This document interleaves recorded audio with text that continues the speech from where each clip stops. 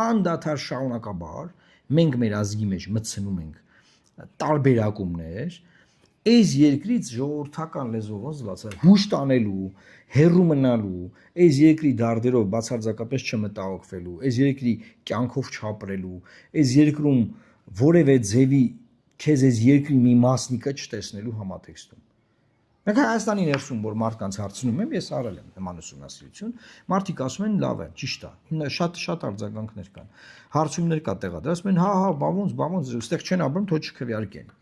Ստեղ ապրող մարդու ռեակցիայի կոնտեքստում կարող է ես ընկալեմ դա, բայց պետական քաղաքական էլիտայի մտածողության կոնտեքստում ես համարում եմ սա խնդրահարույց։ Ուրիշ տարբերակներ է պետք մտածել, ոնց քաղաքական կյանքին նրանց մասնակից դարձնելու։ Բայց անդադար օրենքներ, նորմեր ընդունել, որով մենք սահմանափակելու ենք նրանց իրավունքները, որոնք մենք նրանց դուրս ենք դնելու այս միակ հայկական պետականության կյանքի մեջ որևէ ձևի ներգրաված լինելու ես չգիտեմ ինչ ասեմ, չեմ ընկալում։ Այսինքն մարդը ստեղ բնակարան ունենա, գույքը արագ վճարի, եթե ինչ-որ գործունեություն է ծավալում, տարբեր հարկեր վճարի, բայց որ քանի որ վերջի 6 ամիսը ստեղ չի ապրեք, մենք գտնում ենք, որ իր շահերի կենտրոնը Հայաստանը չի։